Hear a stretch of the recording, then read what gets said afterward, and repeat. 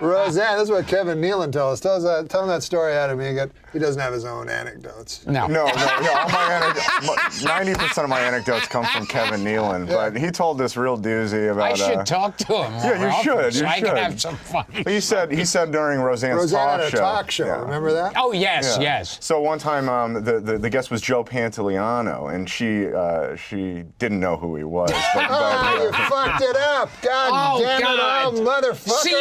I'm a guest on there, and now it's time to introduce the next guest.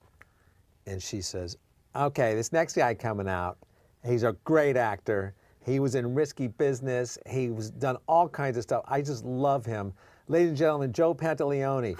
And he comes out, and as he's walking across the stage toward the desk, she goes, oh, I know who he is. I know him.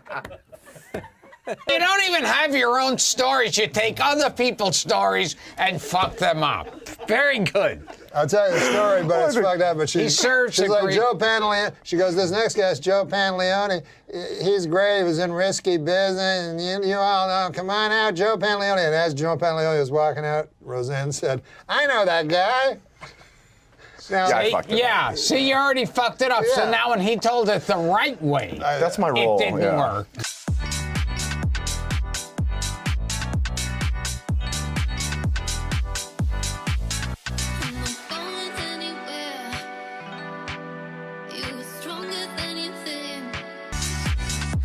didn't work because he knew that she didn't know. Don't ask him to tell any more stories. Damn. Or jokes or anything. What do you have to say now? I mean, I'm not a good, Anything. Yeah, clearly.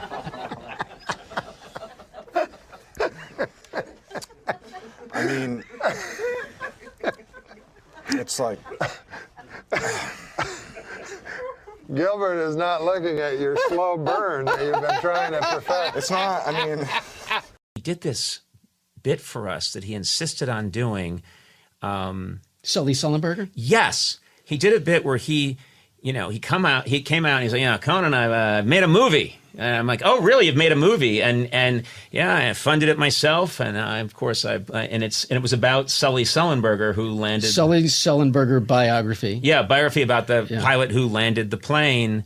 And I think maintained that he did this. He had this idea before Tom Hanks. So he's a little indignant. Well, it was actually, we showed it before Hanks ever made the movie. Oh, is that true? Okay, yes. all right. It was 2009. It was right after Sully Sullenberger heroically landed on the Hudson. And so he shot this thing, and he got to our show early, and of course it looks like shit because we just had It's fast, with the barest cockpit set. Are you familiar with Sully Sullenberg? The captain You know who him? landed the plane on the Hudson. Everybody knows Captain Sully Sullenberger. Everybody now knows who he is. I've known him for quite a long time. You knew him before this whole thing happened? I knew him 10 years ago. You knew Sully Sullenberger, the captain who landed the plane on the Hudson that long? Yes. 10 years? Yes.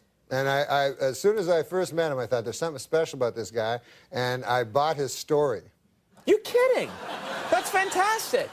That's great. Yeah, I met him in, where did I meet him? Airport. I met him.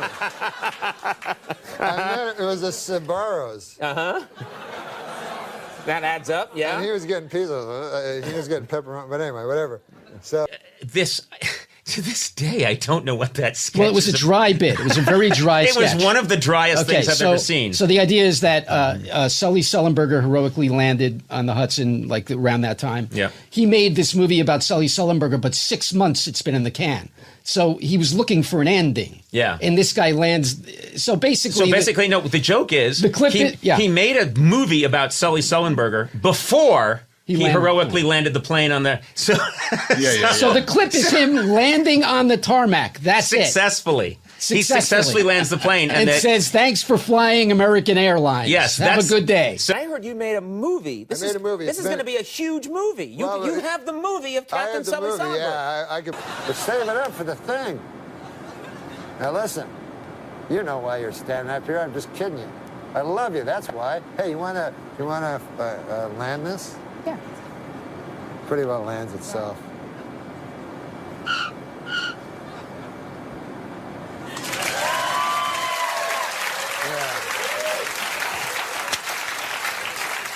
But mostly, I know there's not enough time, but mostly we talked about it was a love story. What?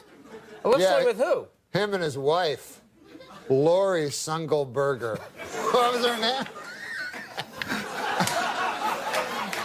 I wrote this bit 25 minutes ago.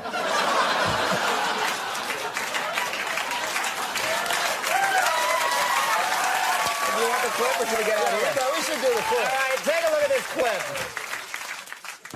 Sully, why didn't you give me a seat? Why do I Break it here, I guess. See a clip, and this must have exciting footage. Well, well.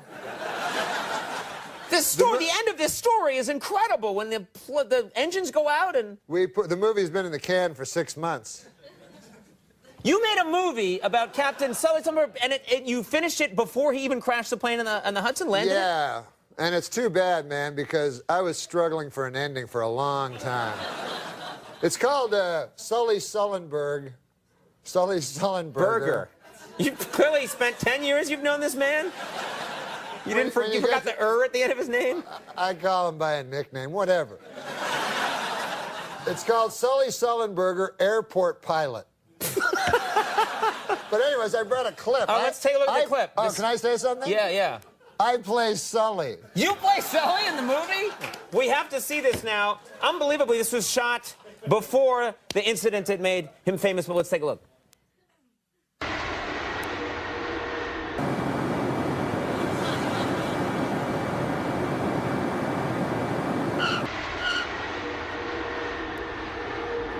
On behalf of U.S. Airline, we know you have a lot of choices to make, and we're glad you chose us. Have fun in Kansas City, everybody.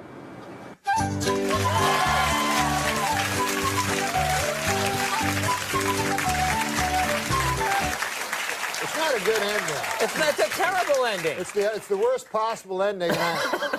I keep saying reshoots, and they have no money for reshoots. They're like, I said a long shot of the Hudson. Nothing. No, that's not going to do it. And he insisted on using the woman who did his makeup, Deborah Pullman. He insisted on using her in the bit, even though it's not even clear why he needed her in the bit. His wife played his wife. Yeah, played his wife. And I have to stand here for the whole flight? I told you it's cheaper.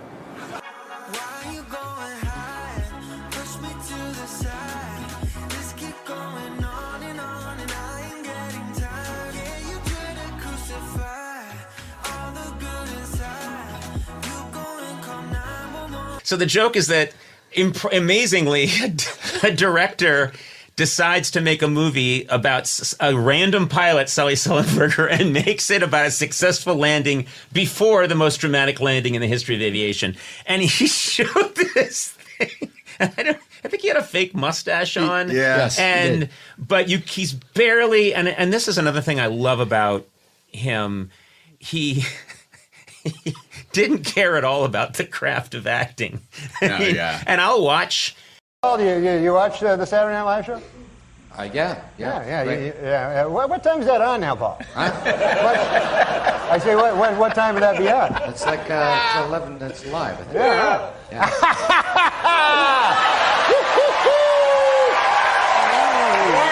Norm-Macdonald.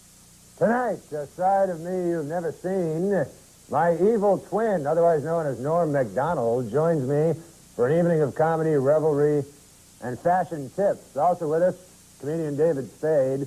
Join me along with me and David Spade. We're all next on Larry King Live.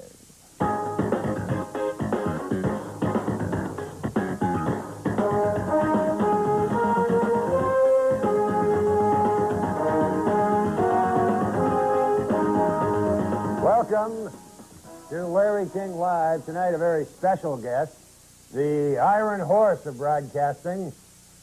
Larry King is with us. Larry, welcome. An honor to be with you, Larry. Well, welcome to the show. This is strange, isn't it?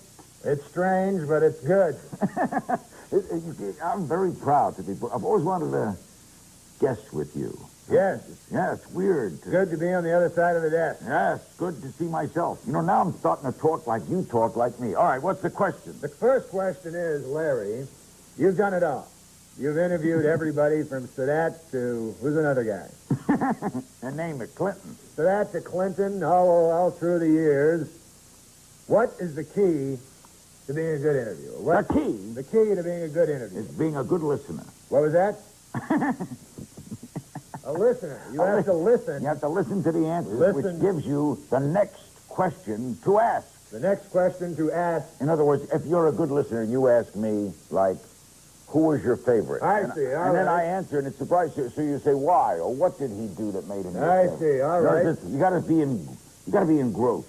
Engrossed in the guest. subject. Yes, the guest counts. The guest is everything. Not the host. Not the host. The guest counts. I'm the guest. Fair enough. Host Well, me. Then let me ask you this. Of all the people that you've ever interviewed over the years, how many people would you say you've interviewed? 40,000. 40,000. That's what they figure 40 years, about 1,000 people a year. 40,000 guests. Now, who was the physically ugliest guest you ever encountered? The ugliest. Ugliest. The Elephant Man. You ever interview the Elephant Man? No, we tried, He was ugly. but we didn't do. We almost had Siamese twins once. Really? Didn't do them. You're saying Siamese twins are ugly. They were connected at the head. And that's That would not, have been difficult. not attractive Not to you? No. Would you marry a Siamese twin? Now stop that. I didn't come here to be insulted. No, but... All right. So you never interviewed I'm the trying to Elephant think if you asked a good... No, I did not interview the Elephant Man. I'm trying to think of the ugliest man I have ever interviewed. The ugliest man. Who's the guy who produces Saturday Night Live? Lorne Michaels. That's the man. Yes, I've met him. He is a Hard to look at. tremendously- Not easy on the eye. No, not. It's hard to interview people like that. Not easy on the eye. So you're saying, Larry King, that you find conjoined twins ugly. At the head, yes. At the head, they're ugly. At the hip, they're not ugly. The But at the hip- head, well, it's grotesque. It's grotesque. Don't you think it's grotesque? No, I find all humans beautiful. Larry, that's why we love you. That's right. Oh, what now? Now, let me ask you this. What? You are a very happily married man now. Very. How many times have you been married? 6. 6 times, and now Finally. 6 is the charm. The right girl came along. Shauna. Shauna. A lovely Shauna. I woman. call her Shauna because it's like... And how long have you been married? 7 months. 7 months, which is a record.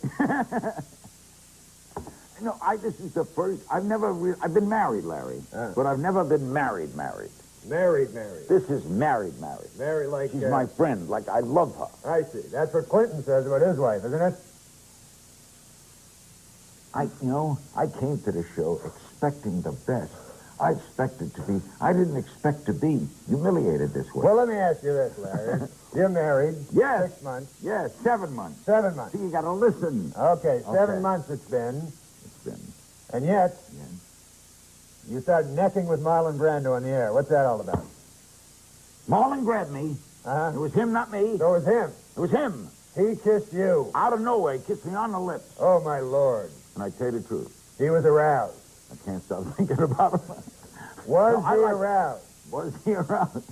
That's a journalistic question. That's correct. And if Ed Bradley's here, I'll have him ask it. I had no idea. I was shocked, Larry, when he did that. Shocked when Marlon Brando kissed you. Absolute. Wouldn't you be? I would enjoy it. Are you? Never mind. Am I Larry King gay? Was that your question? Yeah, that's what I was going to Yes. ask. I'll come out of the closet right now. On your show, I, Larry King, irreversibly gay. Irreversibly. Yes, gay. that's what the doctors have told me. I had the quintuple bypass, and then they said there's a slight side effect. Don't ask, don't tell. Don't ask, don't tell. Exactly. All right, what's next? What do you have another What's next? Let me think. Quick question. Favorite SNL performer of all time? SNL? Saturday Night Live. My favorite Saturday night performer of all time. Norm-Macdonald's way up there. He's going to be on the show tonight. He's terrific. He's funny. Very funny. Why is he leaving? Why is he leaving what? Why is he leaving Saturday Night Live? Well, I don't know too much You got to about it. listen to answer. You don't like him, do you? I don't care for him. Belushi was way up there. But Belushi. if I had to pick a McDonald, Belushi, very strong. And the guy, Dennis Miller. Dennis Miller. Terrific. Right, Terrific. bright, intelligent. Very bright, intelligent. We have about a minute left to my portion of guest with you because Minute I've left. got to go. Well, What I do you- wanted to bring up one thing. Not only are you master of the medium of TV, you also write a column in USA Today. I do, every I Monday. have it with us. Yes. Have it with us. Every Monday, you write a column for USA Today. Correct. And you read USA Today? Yes. Terrific paper. Right. Terrific paper. Now, I've got your Monday, April 6th column. I'd like to quote something for you. Here you say, Kathy Bates is sensational in primary colors. Yes. Still feel that way? Why would I change? You mean, on reflection, she's not sensational? So you're saying on reflection, she's not sensational? No, I'm saying Thanks for having me on. Wait, I have another one. Which one? It says here, I haven't seen kids shooting marbles in years. I haven't. Still feel that way? Now, what about this one? For my money, of all the guests I've ever interviewed, the Elephant Man was the ugliest. Did you not tell me you never interviewed the Elephant Man? And so, one of us is lying, in print or on the air. Exactly. Exactly. Larry King, good to have you with us, sir. Thank you, Mr. Starr. And we will be back. We'll return with David Spade, a funny man, and Norm Macdonald, an even funnier man. Stay with us. You say I don't listen. I tell you I try. And we both got our own problems. There's no chance of you running for president again? No, I don't think so. Oh, really? Because, it'd be good for me. Kind of help you keep you on the front pages, Now, believe me, Norm, running for president doesn't always keep you in the front pages unless you, of course, take a dive off a podium. Yeah, that did get a lot of coverage, didn't it? Yeah, and thanks for noticing here on Saturday Night Live. I appreciate it. I don't write a lot of this stuff. How do you? Because I was on Who Wants to Be a Millionaire? Who Wants to Be a Millionaire? Yeah. And that was my charity, right? And so I won $500,000. And Hold the Wall gang? Hold the Wall gang. Yeah. But I didn't tell them. So they just got a check for $500,000. $500,000. Should have got $1 million. So then, yeah. I want to get into that. So then, they keep sending me they want more money. Like they think it's like an alumni association. Yeah, they think I'm a guy with $500,000 every fucking year. So I'm like, no, I don't have $500,000. Yeah, this Norm Macdonald, he must be some sort of shipping magnate or something. Exactly. I've never heard of him, but he evidently has very deep pockets and loves homeless children, so we should just keep hitting him up for money. That's exactly it. He was going to meet me, so he's my hero, kind of. I love that. Newman's your hero? Well, I love all his movies, and I love how he's conducted his life. Oh, boy, do I have a documentary for you. Really? Yeah. The one you made? Yeah, it's all about his racing life. Oh, that's awesome, because, I love that. I don't know how old he was, but he was 40 or something. He was, when he started racing. Yeah, late 40s. Became one of the best four-time amateur national drivers. champion. Amazing. I got 2 of his championship cars 100 feet from here. And he's by all evidence, he was monogamous with Joanne Woodward. He wasn't a player when he was the most handsome guy ever. Norm, was this? It's a little Paul Newman going on down there, right? You No, were more handsome, like Norm. yeah, you were handsome. Huh? What the happened? Anyway, no, I did Weekend Have Update. you seen Paul Newman lately? You do look better. You know what I mean? You know what's weird I just thought about, Norm? I think you might appreciate this conceptually. We appreciate 2 dudes. We appreciate the guy who's been faithful to his wife for 47 years and never looked the other way with all the trappings of Hollywood. Yeah. And we then thus also worship at the altar of the guy who fucked everything that wasn't nailed down. Like, boy, that guy was serious cocksman. I mean, boy, he fucked everyone. We don't, but when someone goes, he fucked like 8 chicks over the course of 40 years, we go, I don't know about him.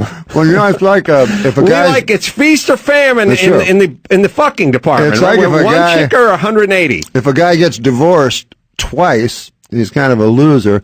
But if he gets divorced 9 times, he's a character. Oh, ladies' man. Yeah, hide the daughters when he comes into town. I met Mickey Rooney. Mm-hmm. So he was the biggest star in the world, and he was married. Norm's eating, by the way. If anyone wants to know what's going on. So he was married to, I don't know, but it was like Ava Gardner, like 7 beautiful women, the biggest women, most beautiful women in Hollywood. So in his head, he still thought he could get these women, you know. Well, it works on chicks. It doesn't work on dudes. Oh, what I'm saying you mean is like B. Arthur or something? Yeah, like if I found out that Lorenzo Lamas Jr. was banging B. Arthur 10 years ago, I wouldn't go, well, fuck, give me a piece of that shit. I'd go, he's got a mental condition. No, but true. Women, when they find out that Sophia Loren is sucking off this fat producer, then they go, oh, must be good enough for me. You see how it works? Did Sophia Loren suck off a fat producer? Oh, yeah. Is that true? How do you think we know her name? My Lord God. I don't know for sure. But you're allowed on this show to just slander We can say everybody. what we want. Well, no, I'm not. Look, she's a dear friend. Sophie's a dear friend. God. No, I don't know her background. All I can say for sure is this, that it works this way with women. If there's one dude who beds a Kardashian and a Paris Hilton, he'll then get to, and a Lindsay Lohan, he'll get to mow through other Hollywood hot chicks. Like David Spade is that guy. Yeah, David Spade is that guy. And I would say he's more, because Warren Beatty was always the gold standard, but Spade doesn't have the looks of Warren Beatty. He's the aw shucks rapist. Rapist? Well, I don't know why you brought up rapist. My Lord. No, what God. I'm saying is Spade has quietly mowed through the entire bevy of blondes in this town, but he does it in a sort of unassuming way. Yeah, Spade is an interesting character because he's outside of Hollywood. He makes fun of it, and yet he's deeply inside of Hollywood. Balls deep, a lot. Yeah, many would argue. No, but he'll be on red carpets, and I went out with him one time. He's like, "Let's go to a bar." We go to a fucking bar, and then people let us in, which is horrible. Like past everybody. Right. You go, let those guys in. Yeah, there goes Spade and his bodyguards.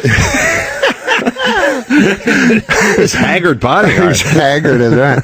So I've never seen a picture of George Harrison not haggard. He's somewhere, but he's be-haggard. He's like beleaguered and haggard. Like he's haggard with a beleaguered haggard. Yeah.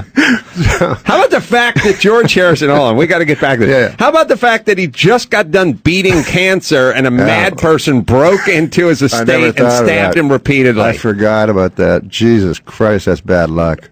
Did anyone think that maybe hanging with the Dalai Lama isn't what it's cracked up to be, like in terms of karma? How do you get into those? Like, remember that guy was going to jump over and to rape Steven Spielberg, and right? Duct tape his mouth. I don't know why you're so fixated on rape. But continue. That's what I'm saying. I'm just playing out here, baby. It seems easier. It's that kind of thing where it's like, what happened? Well, George Clooney was in Toronto shooting for 3 weeks, and a woman moved into his house. It's like, it seems a little casual considering there's walls and security cameras and alarm systems. But Letterman would come home and there'd be a lady that thought he was his wife. Waiting in bed. And he only fucked her twice. Oh, my Lord. I have a stalker. Get this. My stalker. Oh, you have a stalker? Yeah. Well, hold on a second. 68-year-old lady. All right, so you and David Spade are walking into a bar. Okay. Mm-hmm. Oh, I was saying that? Yeah. So we go into the bar. So it's packed with people, and I don't like a lot of people around. And then you get a little fucking plastic drink, and you drink it, and then Spade goes, let's get out of here. And I'm like, what? And I don't even want to be there. And, you're an inch from somebody's face. And so then we go to another bar. He does the exact same thing. Right. Let's get out of here. So he just goes places and exits. But I think there's a power. I think there's a certain power in leaving. Yeah, I guess there is. Yeah. But with women, he plays the long game. Like he's always texting them. He doesn't bed them the night he meets them. Mm-mm. Like a year later. Right. But he's got so many on his... He fucks them in the bathroom. Yeah, but not on a bed. Never on a bed. Wait, no. I hear what you're saying. I'm reading between the lines. I can't talk about Dave. Now it's going to sound like I'm saying that about David. No. What he does is he quietly... Like, here's what I'm saying. Yeah. Here's what I'm saying. If you had a list of the famous coxmen of the town with the Warren Beattys of the world and the Wilt Chamberlains and stuff like that. Somewhere in the 13th spot would be David Spade. Absolutely. And everyone would go, how do you get on this list? A cute little blonde guy? I'd What put are you him talking about? way farther up than that. Way farther up. I'd put him maybe number 1. Well, that's what I'm saying. In terms of sheer numbers. Quietly goes about his business. Yes, he does. And until we start talking about it. I know we shouldn't. But yeah, he's very self-deprecating about it. But he also, he knows everything that a young girl knows. Like that beautiful 20-year-old. He can talk to them about keeping up with the Kardashians and whatever the hell. Right. And then, if I Nobody's gonna change, you won't ever leave. On my mind again, I'm still not tired of it. Can make you want me. And I might act okay, say things will stay the same. Say I'm all I need. But every other night, I'm begging for that high. I'll come clean. Half the time, just wanna stop. Can't find another you if I'm lost. Can't find another you if I'm lost.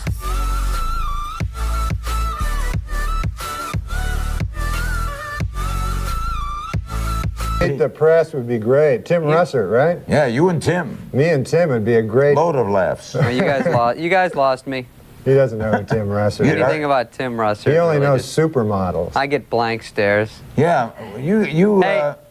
Hey, listen, Larry, you live next to me in Beverly Hills now. You knew Clampett. You're right next to me. Clampett. I just heard you're gonna come by Don't give the address. We're gonna. I know where you are. You're by Nate Now's, and my house has a water wiggle out front, and you're gonna have to come by and hang out with me. What is that? What's a water wiggle? That's his thing for a supermodel. What an idiot. And since I've gained it, I sweat like a you sweat like a whore in church. I don't mean to be what? I don't mean to be filthy, but whore in church. Yeah, she's nervous, so she sweats because Sweating like a Chris Dorner in a Big Bear cabin. Okay, come on. Well, I'm just that's racist. Oh, good morning, whores. Listen, Mary, let me talk to the whore. Is she around? Who? The whore. I think her name was Leek or Lisi or something. It was one of them weird names. I want to kill Leisha. Well, she better be careful then. Hey, wait a minute. Leisha, that's the whore. No, you can't kill her. Listen, Margaret, put on the whore. No, I thought she was a whore. I could have got my nose bit off by a Saigon whore. Got some news for you, whore. I'm packing up and moving out of this dump. I'm fine. Bronze like you were a dime a dozen. I'll see you in hell, baby. That's still cute? Mm-hmm. Did I say baby? I meant dirty whore. Hey, Shelley, don't forget that old saying about firemen. Don't be such a huge whore. Well, yeah, but you get the idea, right? That she was a huge whore? Yes, I got that. She also said, don't fall for any old whore like your daddy did. Well, Lori, I mean, you have to admit, you come off a bit of a whore in this whole thing. Hey, well, don't forget your huge collection of Mardi Gras beads, whore. Who do you love? Kevin, you gold-digging whore! Look, Taylor, I don't think you understand. You're a huge whore.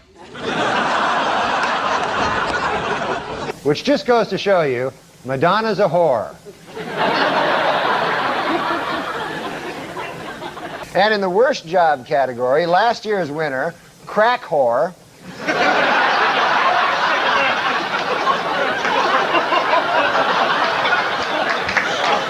has lost its spot. The new worst job is assistant crack whore.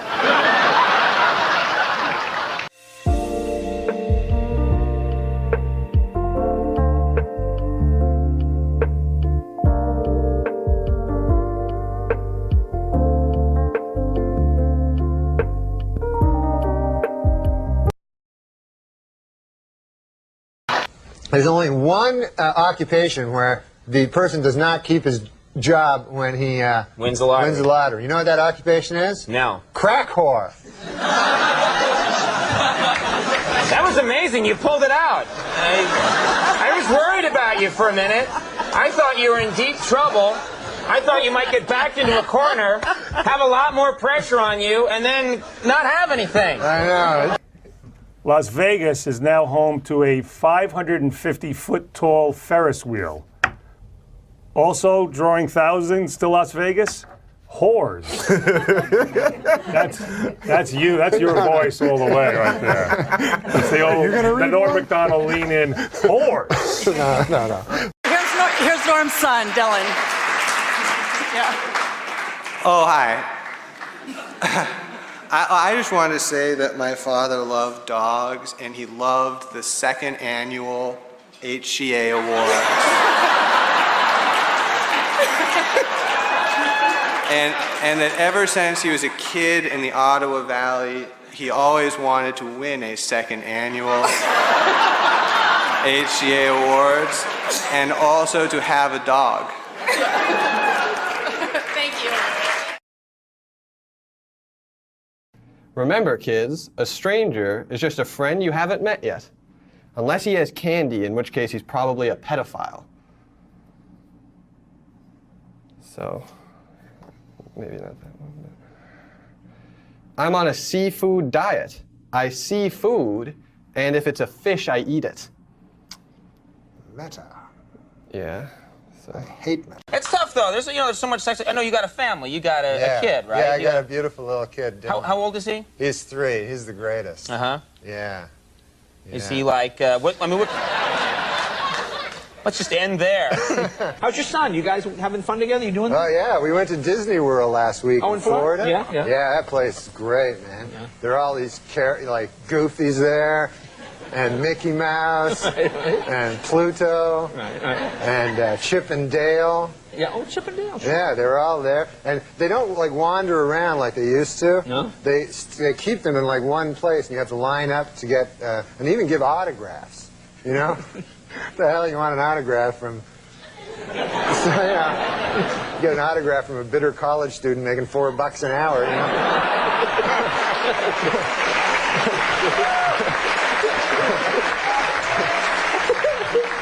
But I didn't stand in line. That was an hour line to get an autograph from one of these guys. So what I did is I got autographs from some of the characters that my kids weren't aware of that are at Disneyland. Like I got an autograph from Security Man Guy and Mr. Popcorn Stand. You know, they had a weird thing in that thing. There was a guy was taking a picture with his kid, and how Goofy was there. You know, or no, it was Mickey Mouse. Right.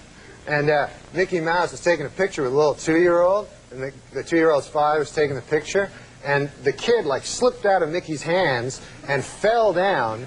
And fortunately, Mickey has giant shoes, so it protected the child from smashing into the concrete. Right. And it hit it. He bounced off the shoe, you know. And then there was bedlam. Everybody was scared and everything, and everybody was worried and yelling. And meanwhile, Mickey has this big smile on his face.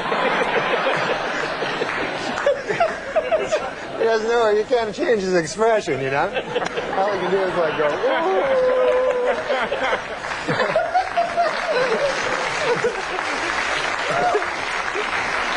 You have a son also? I have a son, yeah, a little older. He's, I want to say,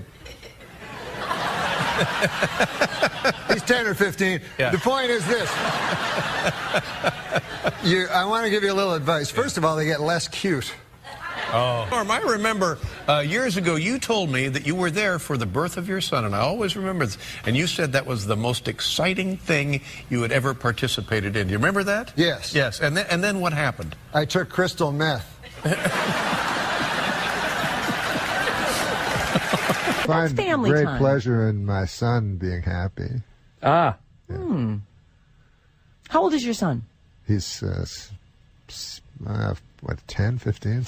You liar! He's 6. He's a 6-year-old. You had sex in the last 10 years. No, my son's 16 years old.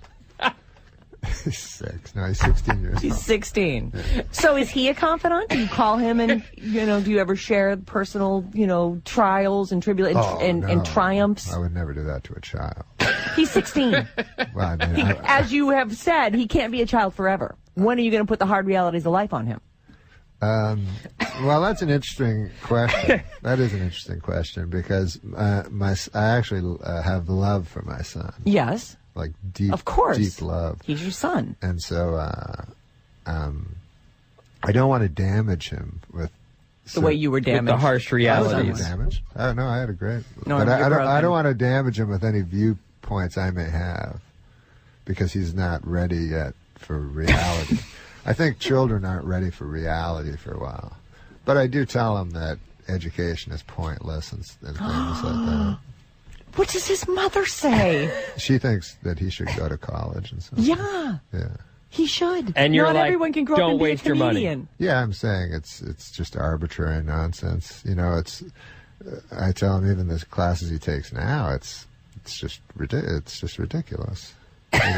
That algebra has no meaning and none of this stuff. Unless he becomes an engineer. Well, unless he becomes. Do you have no hope for this child? Unless he becomes a math teacher, math professor. But I mean, you think it's a coincidence that they have 6 subjects out of 10 billion that they teach in school? And then you pick one of the 10 billion to focus on. No, you have to. You need they don't basic teach you math. 10 billion. You need basic language. It's lovely when the school has art or music, which none of them do anymore.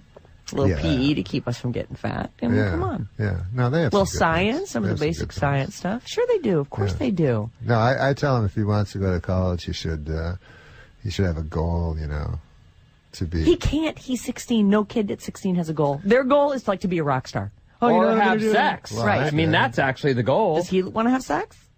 Or did you tell him, don't bother with that? There's nothing for you in that. It's just repetitive. It's over and over. Same thing. Discuss something like that with him. I hold him in too high esteem to discuss it. We're super short on time. I've already missed my traffic thing. I'm fascinated. I don't know whether to slap you or hug you. Like, seriously, I feel like someone needs to shake you and knock some sense into you. We are going to take a short break. Or maybe you. What? Maybe you. Knock sense into me? No, I'm doing fine. I'm good over here. Oh, me too. No, you're not. I'm telling you. I know from broken people, Norm-Macdonald. I was at a party with a friend and I noticed you first, and you returned my gaze, knew how to quench my thirst. You took me to that room like a dream come true. The dance you performed was just for me and you. Kisses on the neck, then you work your way down. Let yourself go for me all around town. Seductively stood before, but it feels so good. What are the best things in your life right now? The best thing is my son. Let me ask you something. I have a joke. Yeah, like your Wesson Oil. Huh? Like your Wesson Oil joke. My Wesson Oil joke? Yeah. Stop it, Jethro. Well, you know what? I asked you, how are you? Yeah? And you went into, I believe, a 48-minute joke. Oh, I'm sorry. There's a show called Rock of Love. Yes, Bret Michaels, Rock of Love. Yes, yeah. Bret Michaels, and he had a band called Rock of Love, and he was a big band singer. He had a band called Poison. Whatever, yeah. And Poison. Yeah. But their hit song was Rock of Love. So, anyways, did you ever hear the Andy Williams quote, "In the future, everybody will be famous for 25 minutes"? Yes. I think it was Andy Warhol. Andy Williams was Moon River. Oh. Andy, it's a generational thing. Yeah, okay. These are just questions from the internet, but a lot of them are bad. What? They're... Huh? What? They're... Oh! Okay. Let me see here. Ooh. What is it?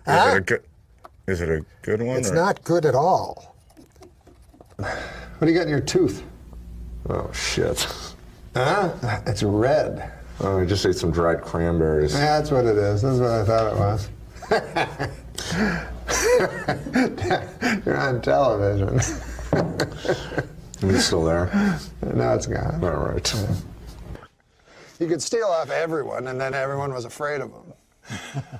I respect that. Huh? I respect that. What's that? A group of teenagers in San Rafael, California, used the term in connection to a fall 1971 plan to search for an abandoned cannabis crop that they had learned about. Gee, who writes these? Huh? We should have this person locked up and looked at, or at least looked at. But that gets you into hell? Huh? What, are you an angel? Gets you a ticket to hell? Who knows what you're doing? Huh? I look like a catfish hunter when I have a. Yeah, but you know it's wrong, right? Fruit. But you know it's wrong, right? Mouthful of juicy fruit? No, not if it's your own. But you can't take you can't take 7 pieces of someone else's juicy fruit. Oh, right? You've had a mouthful of juicy fruit? You've had a mouthful of juicy fruit? No, be honest. Do you think it's all right? If someone hands you their pack of gum, do you think it's all right to take 7 pieces? I did do that. Do you think it's all right is the question? I don't think it's a mortal sin, a venal sin, no. Is it rude? Yeah, everybody sucks cock. I think you're indirectly... Straight women suck cock, gay guys suck cock, straight guys suck cock. Huh? Let me tell you something. Let me tell you something. This guy sucks his own cock. That's what he tells me.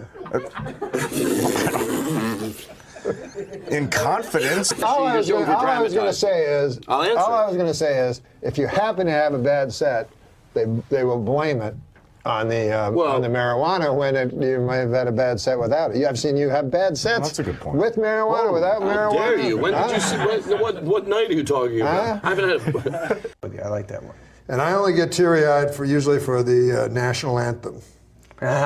Which one? Huh? Which one? En français. So then people go, well, who do you want? Well, there's that one comedian. She's a comedian, and she's also a lady. Yeah. And then it gets... It's more common now. Huh? It's common now. SNL is very... They rule. They rule the SNL. Look, who is bigger than Tina Fey? She's strong. Too big to fail.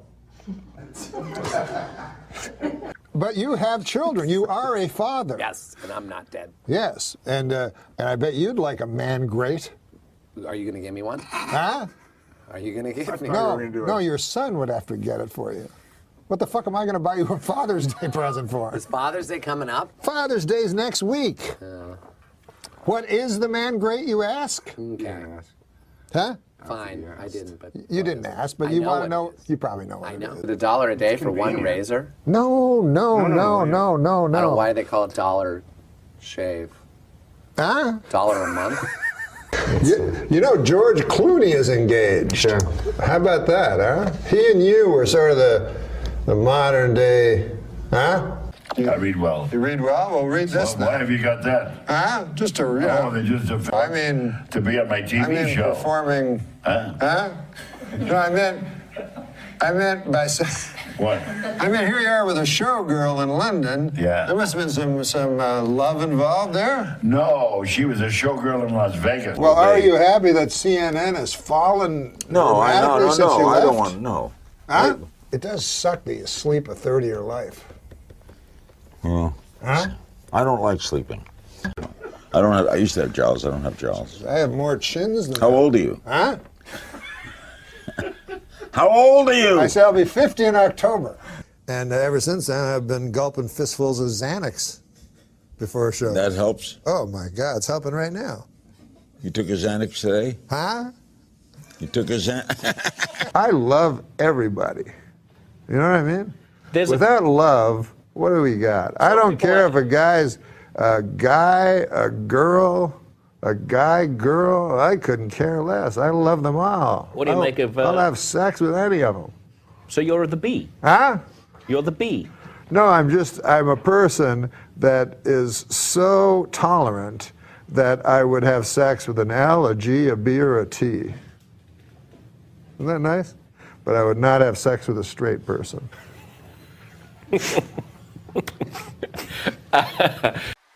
Paradise with your body, I don't wanna share. We're making dynamite, explosive love intentions building in the air. Yeah. So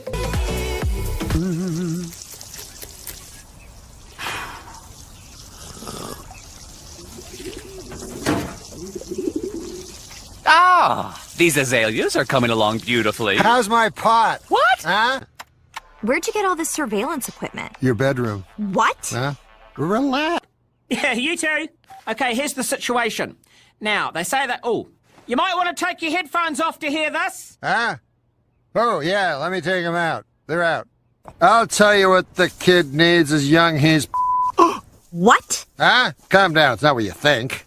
You're saying he needs to have sex with me? Oh, it is what you think. What a piece of shit. My God, what are you telling us? That I f***ed this woman. Now listen,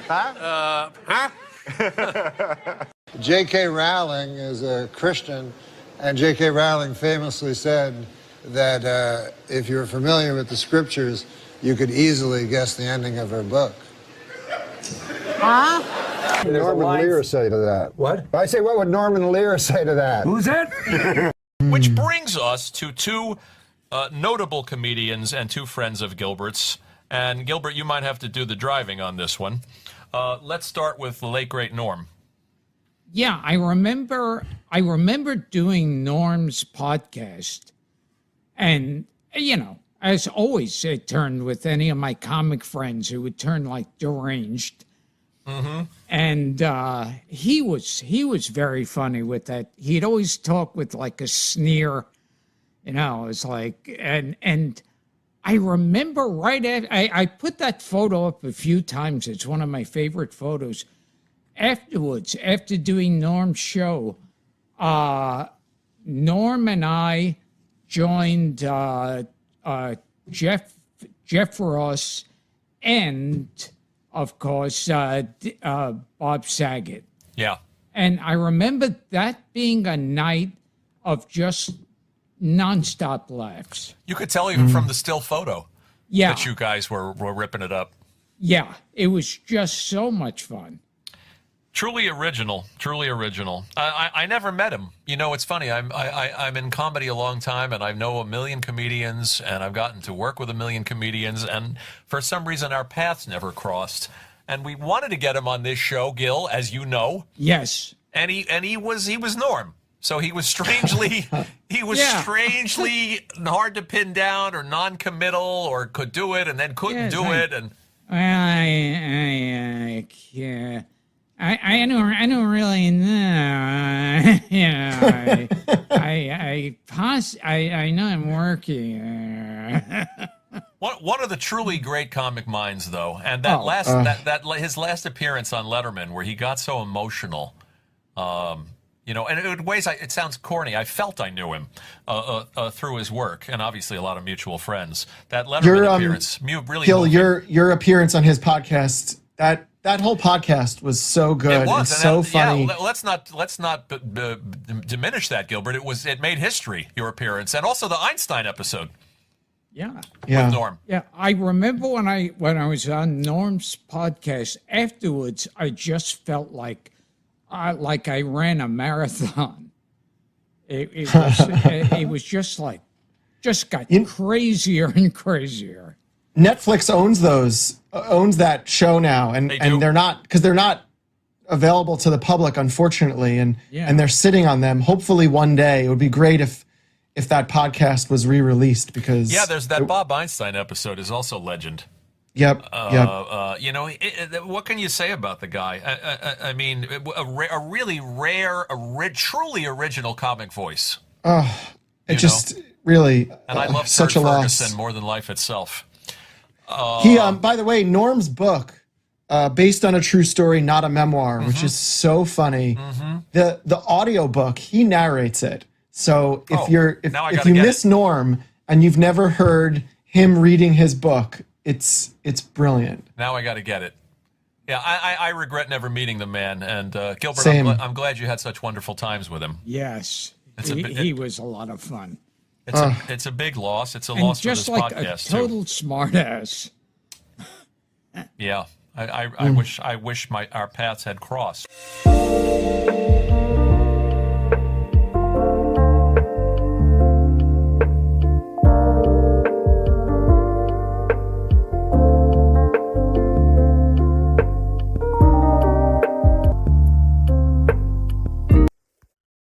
So let's move on to Bob. Last but not least. Yeah. which was a blow and not expected. And I will say that I had just reached out to Bob. We just recorded our 400th episode a couple of days ago, Gilbert and I reached out to Bob and I said, will you come and do this with us? And he said, I think I'm on a plane that night. And we were going back and forth and trying to arrange something. And then I sent him the link, which has been shared online. I sent him the link to Don Rickles' estate auction. Did you see that? Oh, yeah. They I bid on a couple things. You bid on a couple of things? And I got none of them. Bob's face was on a couple of items that, like there was pictures of them together and a poster or something. And I said, hey, you might want to bid on some of these things. And he wrote me back and he said, this just makes me sad, actually. And he said, but life goes on. And I had said to my wife, I have to call Bob. I have to text Bob. We moved the date of the 400th episode, and I got a phone call from my sister-in-law probably 20 minutes later telling me she just heard that he was gone. It was very shocking, and still is. I had just spoken to Bob like a few days before he died. And we were on the phone, and as always, the minute anything turned at all sincere or serious, we turn it to just complete filth and make it perverse, and it was always fun. And it was like, I always remember, like, when the Aristocrats came out, people were saying, can you believe Bob Saget talks like that? And to people who knew him, they said, we couldn't believe he could speak any other way. It wasn't Danny Tanner. No. I didn't know him that well. I certainly didn't know him as well as Gilbert, but but that was part of him. But there was such a gentleness to the guy. Yes. Too. I mean, his humor was so edgy and so dark and it could be so scatological, as you'll hear because we're rerunning the second episode that we did with him. But he didn't want to injure. He didn't want to hurt anybody. He was very, very, very sensitive guy. Did he always tell you that he loved you before he hung up the phone, Gilbert? Yes. As Dara shared with me, there was a real kindness to him that you couldn't miss. And I remember I got a call from Jeff Ross who said, sad news, Bob Saget died. And I swear, I thought, this is going to be a funny, sick joke. And I said, okay. And I was waiting for the punchline. And then he said, no, seriously, he died. And I still have a hard time grasping that. It's a gut punch. It really is. Gilbert you made the rounds. You went on CNN. You went on television. You said some lovely things about him. But 65. I mean, it's too young. It's too big a loss for. And it seemed like he was another one starting out again. Like he did a live show. Yeah. And he was really excited to be getting back to live performing. And going back to the second podcast with him, and he started that podcast, Bob Saget's Here For You. And it did seem like he was entering another phase of his career and another phase of his life. It seemed like he was more wistful and trying more to be of service. I mean, he was, that's why he was pleasant to be around. There really was no show business at all to the guy. Yeah. And he struck me, again, didn't know him well, but he struck me as also having a sadness about him. Do you think that, Gil, did you feel that? Yeah. A depth and a sadness about him. And he also, he had two sisters who died. Yeah, that's right. One from scleroderma, which was a charity he did loads of work for. Yes, to his credit. And see, there's another thing that shows that what I've always said about comedy and tragedy. He made, I remember being with him a few times where he made jokes about his sister. Really deranged stuff. But then you see, he loved his sister. Of course. And his family was totally traumatized by it. but he could just be completely sick. I think if you could communicate with the dead and get in touch with Bob Saget, he would make completely bad taste jokes about his own death. He was that kind. He would just really staying true to his art to the end. Yes. To the bitter end. It's a big loss for us personally, for Gilbert and Jeff and Stamos and obviously a lot of his friends and fans. And I put up a photo too. I was on the beach with Jeff, and we're holding up a phone, and on the phone is Bob Saget, because we was sitting on the beach and said, "Hey, let's call Bob." I saw the picture. Yeah. Yeah. Not much else we can add. Rest in peace, Bob. Well, the Super Bowl is still a week away, but already the 49ers are leading 31-0. Well, the Super Bowl might be over, but the San Francisco 49ers just keep piling it on. They now lead the Chargers 83-40 to 27. So they've comfortably covered the spread. And in football news, man, this is getting ridiculous. The 49ers now beat the Chargers 1,000,655 something to 27. All right. Not good with those long numbers. It's Super Bowl Sunday, and I've flown across the country to watch the game with Norm-Macdonald. I heard everyone hates that Ben Affleck is Batman. Yeah, but they haven't seen the movie yet. What's the movie? Batman. Come and sit. The football game is about to begin. I show up during the pregame. Some celebrities crave attention or surround themselves with handlers. Not Norm. He's just a guy in an easy chair chomping down tomato sandwiches as fast as his mom can pump them out. Do you want to sit down with us or no? And of course, congratulations to the Denver Broncos for winning the Super Bowl. How about that?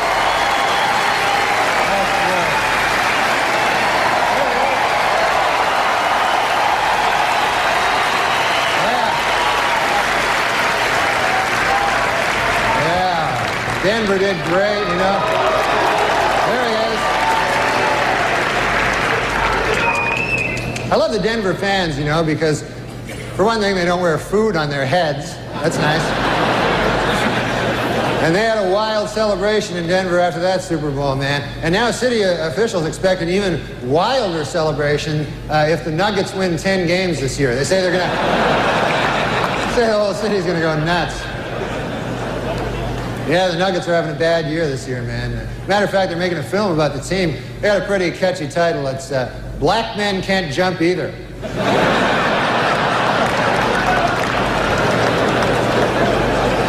9 a.m., busy Friday morning for you, and we're all talking Super Bowl. Everybody's got an opinion on the game, including Charlie the Tortoise. Yeah, Brad from Petropolis joined us this morning, and we're going to see who he picks to win the Super Bowl. It could be the Saints, could be the Colts. Yeah, hopefully he moves and goes to one. All right. He was picking them earlier.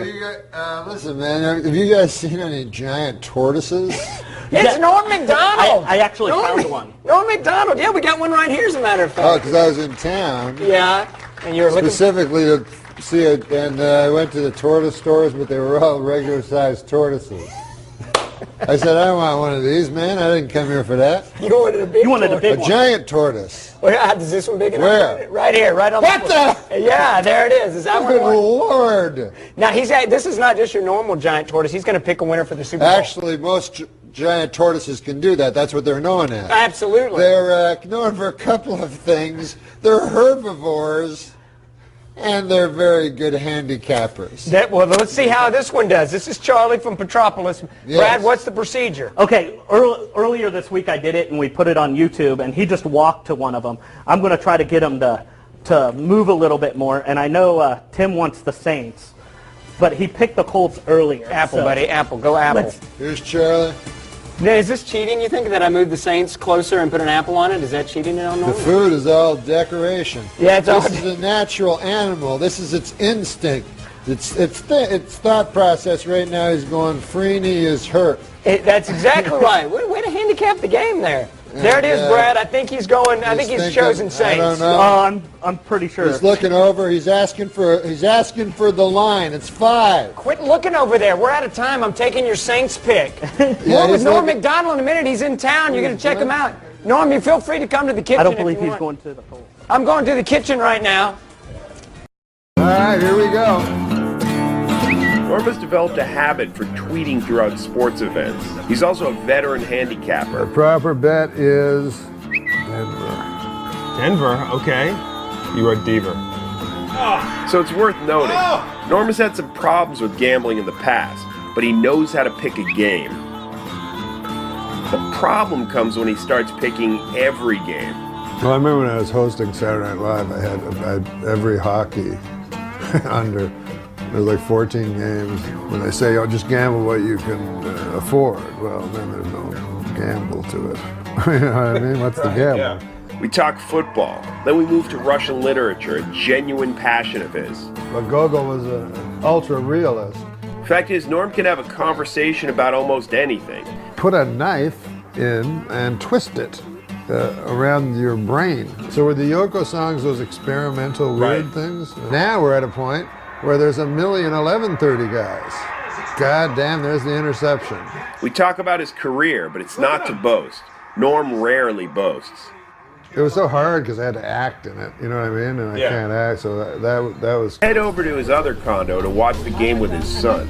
Ah, what are you doing? Just like before, Norm sits down, opens his laptop, and we watch football. Oh, no, that's going to look bad for Cam. You got that hit out because it takes too long. It's no longer like I'm with a comedic genius or even an interview subject. I'm just hanging with a guy named Norm. By the ref. I understand why David Letterman had him on as the last stand-up of his late-night show. He's not sentimental, and I say in truth, I love you. Oh, my God. He's just a genuine guy.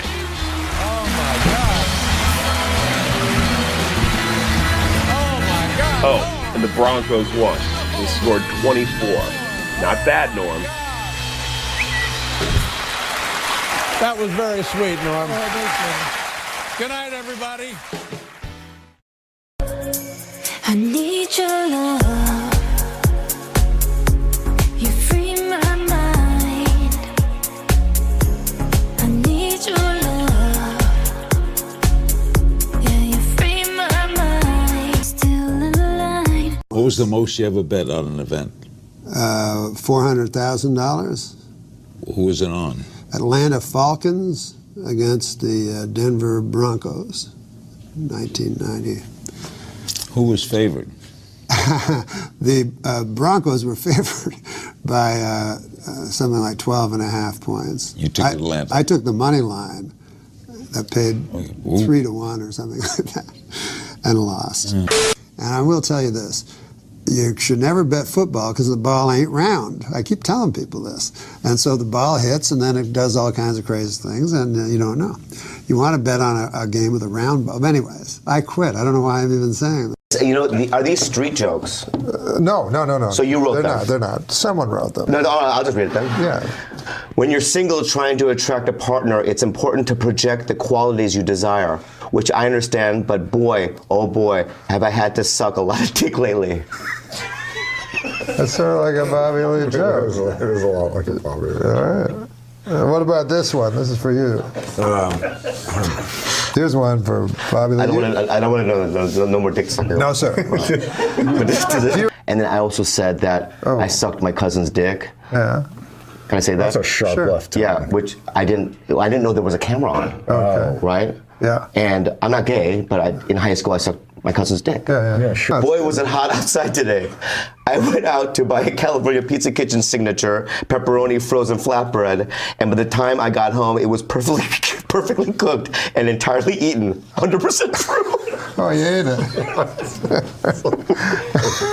See, I love it. I love it. Laughs. It's just weird, right? Some of them are odd. I'm not going to lie to you. This is a joke. Well, some of them. But this is a joke. I think technically. Like an observational joke? What about this one? This is a short one, fast one. Okay. I signed up for my company's 401k. 401k. Sorry. Yeah, no. I fucked it up. No. Well, don't give me a line reading. I give me a line rating. I didn't know what 401k was, so I thought. I mean, you give me a line rating, then you touch me. That's well, you're very soft. I know. I signed up for my company's 401k, but I don't think I can run that far. It is a long way.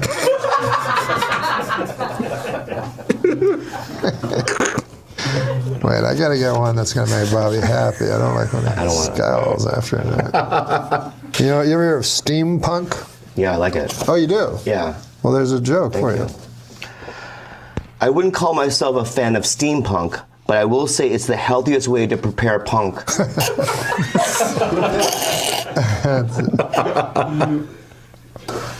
If I was grading constellations, well, this is a thing we get once in a while. We ask for letters from people that have problems, and it's actually called Dear Bobby.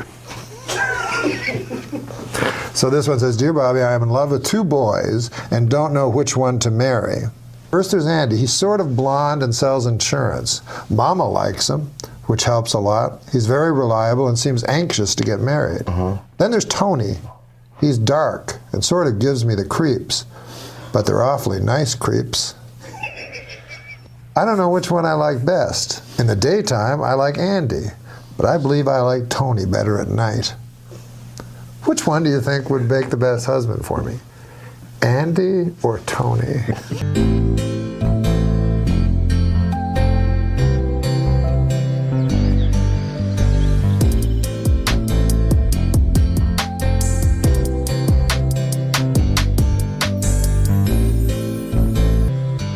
How long is this? This show? Yeah. So how long has it run so far? I have all day, so far? but I just kind of want to know how long it is. It's over. But thanks, man. You were awesome. You were the best guest so far. The great Bobby Lee. There's no one better to talk to about show business than Norm because he's brutally honest about it. Like, I'll try to tell the story quick. Go ahead. When Norm had his last sitcom on Fox, right, he invited me to go to the upfronts with him. You know, that big thing where they introduce the shows to the advertisers? So the head of Fox, this guy, Sandy Gruschow, right out of Beverly Hills High, like permanent tan, permanent fake smile on his face. Right. The head of Fox goes up to Norm, and it's Norm and Jason Bateman, whose show had premiered, and all these Fox people. Goes up to Norm and says, right in front of me and a bunch of people, goes, Norm, I want to let you know that your show is the highest tested show we've had in Fox history. And Norm goes, wow, man, thanks. That's unbelievable. Wow. And then Gruschow leaves and goes to talk to Jason Bateman. So this other executive at Fox, this woman Tracy something, comes over and goes, where's Sandy? He was just here. And Norm goes, he's over there telling Bateman that his show is the highest tested show in the history of Fox. Another great quick Norm story. Great quick Norm story. Kid, Artie. Well, Jim will appreciate it. They do a big Rolling Stone article about the Kansas City. That was a great one, man. They do a big Rolling Stone article about the cast. I got a good one. So the cast of Saturday Night Live. Right, yeah. And it's everybody kissing each other's ass. So they asked Norm about Chris Kattan. And it's after pages of, I've never seen someone do better character work. Norm's quote is, he seems gay to me. He goes, I've never met a guy who said he wasn't gay. He seems so gay. But I guess he says he's not gay, so whatever.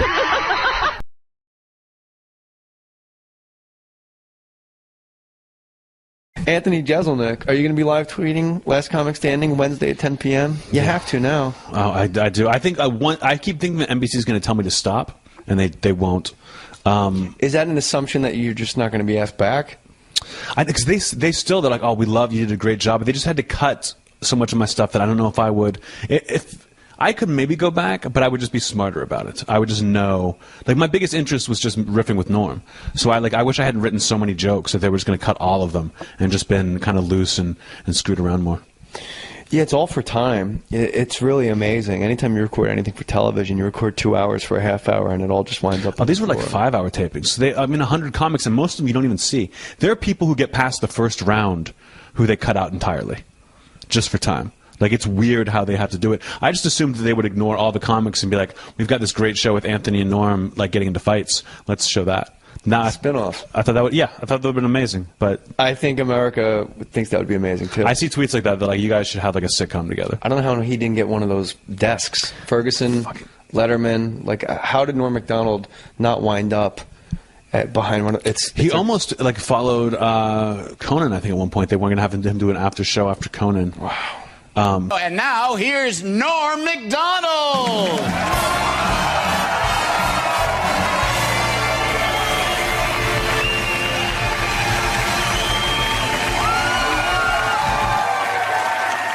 I run into Norm. We're doing press like to promote the show. We're doing Larry King together. And Norm and I love Norm, but we kind of fought for the first couple episodes. Like it was uncomfortable, and then we figured out how to work together. And what are you fighting about? Just like who's going to be the funny one? It's just two alpha males. You know, where he would make a joke and the audience would get mad at him. So I would make fun of him to get the crowd back, and he doesn't appreciate that. So we're like figuring it out. If I go to the ATM machine at night and it's like a white lady getting money out her account, I won't get out my car. When you were at the ATM machine, you were no longer a black guy. You were a human being. That was great. Almost racist, but then you got it right under the bar, Norm. That's why I love you. Keep it going for DC Urban, everybody. Great job, DC. And so we're backstage at Larry King, and he's like, I don't know how to promote this thing. I don't know what to talk about. So when I talk about these comics, and I go, no, let's do this. Let's say that we had this horrible rivalry, and that we hate each other, and just talk trash about like things we would do to each other backstage, and like all these how much we hate each other. He goes, that's great. Let's do that. That's really funny. And I'm like, all right, great. So I go around for weeks. And I'm just throwing Norm under the bus, talking about how much I hated him and what an awful person he is. And Norm has completely forgotten that we've made this deal. Norm is just talking about how nice I am and how funny I am everywhere we go. And he still hasn't brought it up to me, but I can't think he's happy. I can't think he's happy that I'm just... Regarding Norm, you know, both of you guys have definitely different styles, but both of you, I think, have a real cerebral approach to your craft. And I'm just wondering, from you coming up, what did you learn from a colleague like Norm Macdonald? You know, he wasn't my colleague until just recently, so coming up I couldn't really learn anything from him, but I learned from watching him on SNL when he was on Weekend Update of just that, believe in your joke. And if the audience doesn't get it, you still need to believe in it. You know, like not every joke has to hit. You don't want to be a crowd pleaser. You want to be a great comedian. And Norm seemed to always be going that way. So I always looked up to him, always loved him, which is why meeting him and getting to work with him was such a huge disappointment. I can't think he's happy that I've just What been happened that night on Larry King? We weren't on together. We weren't on together. No. Oh, it sounded like you guys were going on. It was like I went on first and then he went on second. So I went on and like kind of trashed Larry him. King. He did when I was on SNL. Oh yeah. For my money, beets are the best vegetable. Hello. He said his favorite Larry King story, and I still think this is hilarious. Is someone's talking to Larry King, and Larry's like, "You lost your son, right?" And he goes, "Yeah, I lost a child." And Larry King just goes, Paul Newman says you never get over it. Like, that's the only way he could relate to someone who lost a child, was what Paul Newman said once. Like, the guy's just completely out of his mind. I don't regret doing it. But, like, now when that I'm watching it, I'm furious. And they don't seem to mind that I'm furious in, like, a funny way. Like, I'm still promoting the show by going and, like, slamming it and talking about how great I am and how much better I am than everybody else on the show. You know, they really don't care. Like, I don't know if you've seen my Twitter. But like I live tweet the show, and they're borderline war crimes. What I'm doing, like I will now. Wednesday, 10 p.m. We're all going to be following Anthony Jeselnik on Twitter as he live tweets Last Comic Standing, and then of course Norm being at the end chair. That's just manna from heaven. Like, thank you God. Sure, that but I get to watch Norm Macdonald. That was like why I took the gig, was to work with Norm. I was like, oh, that's amazing. When am I going to chance like this again? Let me do this. And the way he was in the taping is so much better than the way they edit that it kills me. Like, why? Because I think he's really good on the show. He's really good on the show. Constructive advice. He's good, but it was fascinating to see him like unfiltered, especially when they took out all the bad comics. Some of the funniest stuff on that show is when a bad comic comes up and the judges trash them. I'm trashing them. Like, that was really fun, and that's all gone. They didn't want to embarrass anyone. So it's like the one reality show where they don't want the drama. And Norm was like borderline a monster to people. Like, he would say things that would kill me, that I would be like on the floor dying laughing. Like, I would have to take time. One of my favorites was he told this one girl, he said, he just like, and she did fine. Like, the other two judges really liked her. And this is what would happen, was like the other two judges would like the person, the crowd liked the person, and then Norm would just be like, I think you suck. And it would be like, everyone's like, I can't believe you're saying this, and I can't believe you're so against the other two judges. But so this girl, he says, she's done fine. The other judges like her. Norm says, I thought that was horrible. I think you're one of the worst people I've seen in this whole competition. And I'm like dying laughing. And then he goes, I think that you are incapable of writing a joke. And she goes, oh, well, I'll work on that. She's trying to be nice. She's like, okay, thank you. I'll work on that. And he goes, no, don't work on it. I said you are incapable. And that was the most like crushing thing he could have said to someone. See, that's why Norm, I saw the one thing they did get through was a guy did a joke about the Bible, and then he compared it to Harry Potter. Mm-hmm. And then Norm goes, because he's from the plains of Ontario, I believe Norm is a God-fearing man. And he goes, hey, if you're going to talk about the Bible, you might want to know your stuff there. It's maybe really read the book. Harry Potter, that author is a Christian. And then Roseanne, I remember, went, what? Yeah, like she couldn't believe, like, J.K. Rowling, I think her name is, like, she's a Christian? Like, it was nuts. And then Norm just saying to that guy, like, that made news, like on those weird, like, Gawker sites or whatever, like, Norm-Macdonald hammers comic. But all he said was, like, if you're going to do jokes about the Bible, you should really know the Bible. Yeah. Don't be flippant about this book, because it's very important to a lot of people, and you're isolating, and you're going to get laughs. Magic Man in the Sky, like Harry Potter, like, But they framed it up like he was destroying people. That wasn't the case at all. But what you're telling me, I mean, I would have, why don't you bang your foot down on the floor? I actually got into an argument on the subway, and the guy quoted the Bible at me. That is not fair. Like, if you get to quote from your favorite book, I should be able to quote from my favorite book, right? He was like, men do not live on bread alone, Matthew 4:4. And it's like, everybody's a little bit magic, Harry Potter, chapter 7. I disagree. I don't think the Bible joke is brave at all. I think if you're going to take on an entire religion, you should maybe know what you're talking about. J.K. Rowling is a Christian, and J.K. Rowling famously said that if you're familiar with the scriptures, you could easily guess the ending of her book. Huh? Okay. I don't like it. I need your love. You free my mind. I need your love. Yeah, you free my mind. Norm-Macdonald. Norm-Macdonald's a weird dude. No kidding. Yeah, he really is. He was hilarious. Like, he did this like weird thing where he went up and he was just being like he wouldn't curse. He said it was the same, like, oh, what the H, and he was being like these innocent, sweet jokes, like, Bob, if you walk up to a bathroom and the door says, gentlemen, you should ignore that and proceed in anyway. Like that type of stuff. Yeah. And he really made me laugh. And there was one line where he made me laugh. He goes, Bob, he's the same stinker he's always been. Stinker. He called Bob Saget a stinker. But he said, yeah. Oh, dude, he was just... Yeah. No, there are times when Bob has something on his mind when he wears a hat.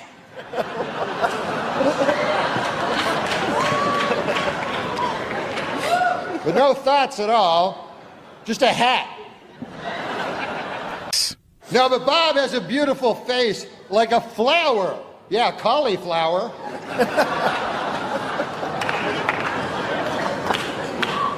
No offense, but your face looks like a cauliflower. And Bob is not very worldly. He thinks the English Channel is a British TV station and not a body of water separating England and France. Bob, you have a lot of well-wishers here tonight, and a lot of them would like to throw you down one, a well. They want to murder you in a well. Seems a little harsh, but apparently they want to murder you in a well. It says here on this card. And Bob isn't the biggest sports fan. I don't think I'm telling any tales out of school. I took him to a ball game, and he came toting a double-barreled shotgun. You remember that? I said, what the H is that for? Bob said, I heard the Lions were playing the Tigers. You remember that? Yeah. Do you worry when you're in the audience at the ESPYs that somebody's going to make fun of you? Absolutely. But I think athletes, for the most part, have pretty thick skin. I think so, too, And yeah. so, but I think it's different, Jimmy. If I make fun of an athlete, at least I've kind of been there. When they get made fun of by like a unathletic comedian, it's kind of different. Right. Like I'm trying to think of some examples, but yeah, but like someone Norm-Macdonald. Yeah, right, like a Norm-Macdonald, for instance. Not you. Yeah. I was not talking about you. And there's Charles Woodson. How about that? Huh? What a season he had.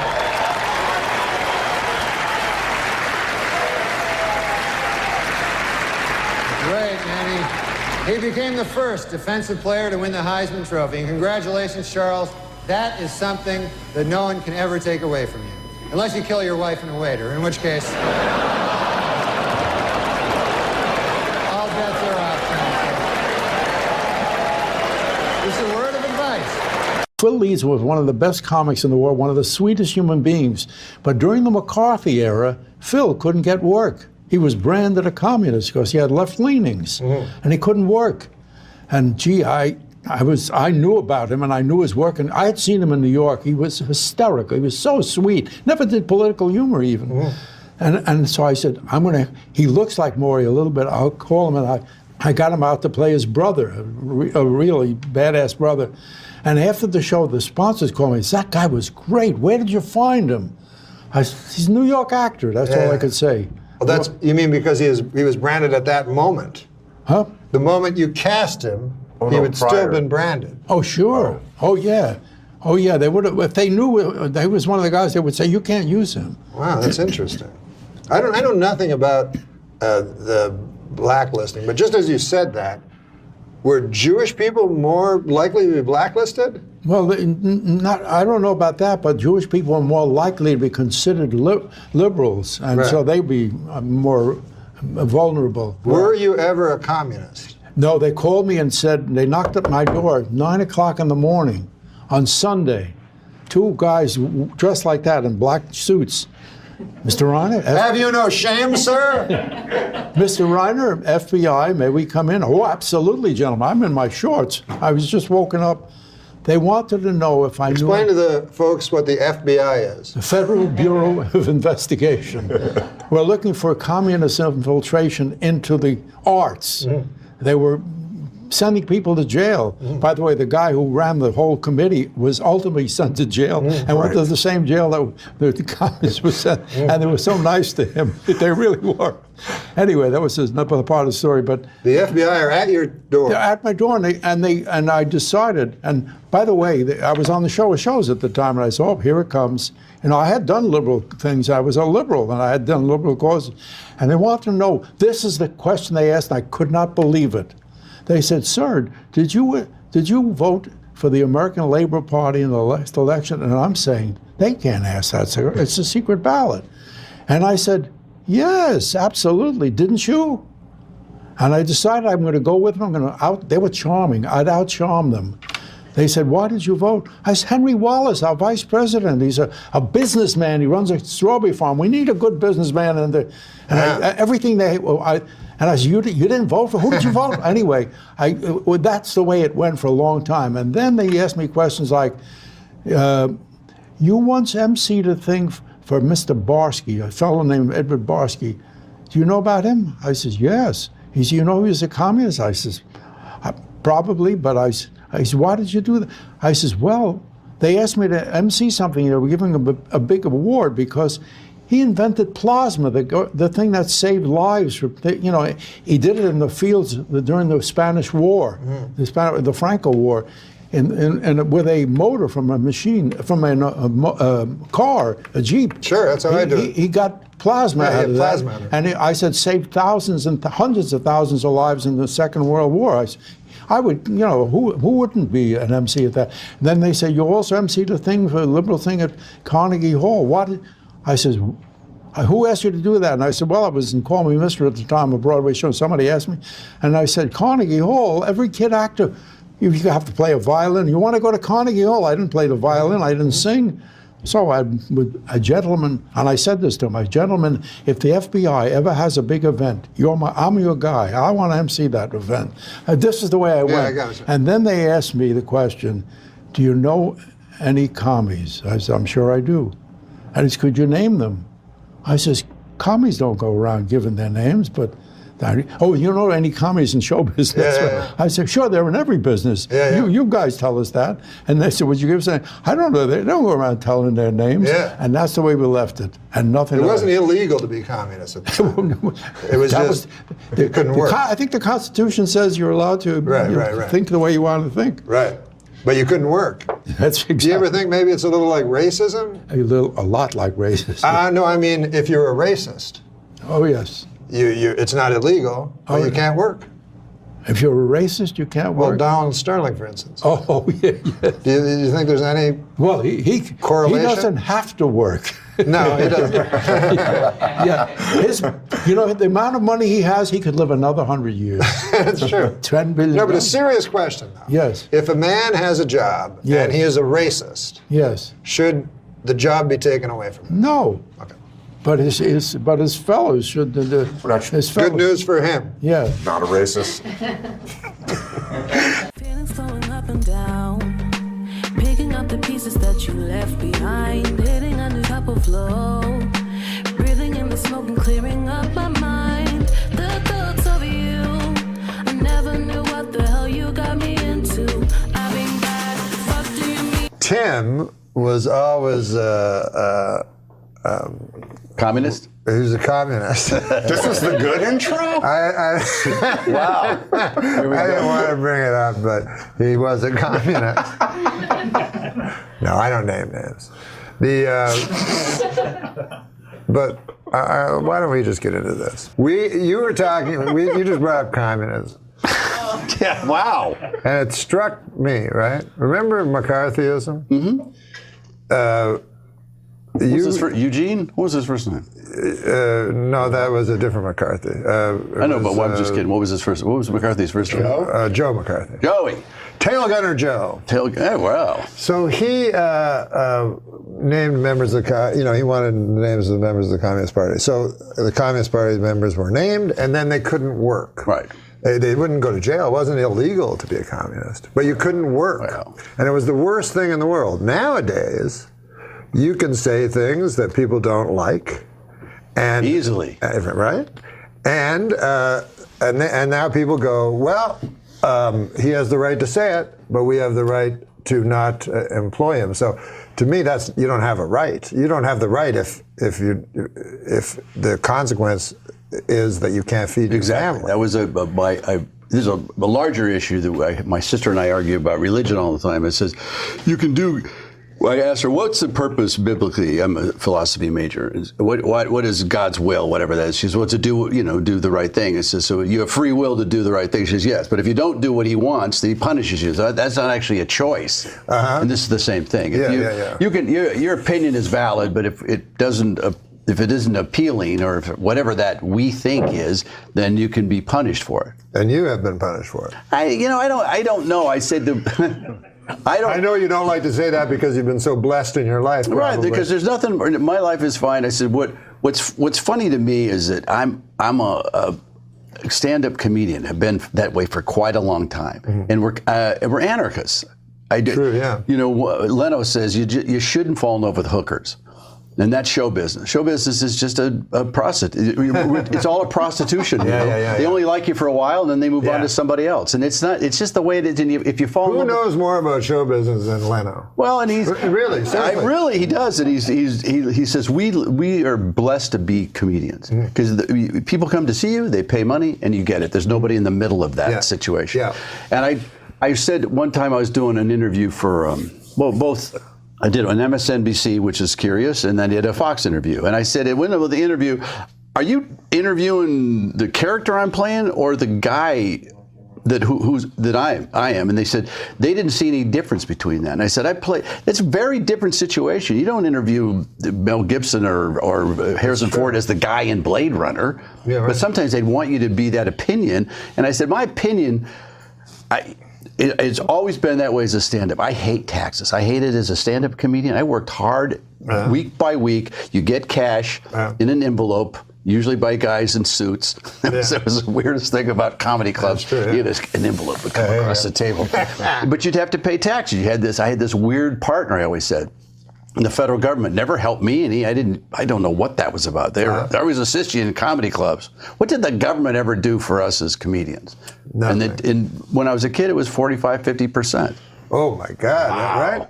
For regular people. Right, for regular people. For rich people, 80%. 80%. It was horrible. I never. That's always been my position as a comedian. I don't know why we got onto this subject, but this never is talked. No. There's something to do with McCarthy and communists. Is that how this went? No, I thought because you brought up communism, that we're facing nowadays, where you could get fired for your political beliefs. And actually, communism was a sort of a dangerous thing. Well, now they're like everybody likes them. Yes.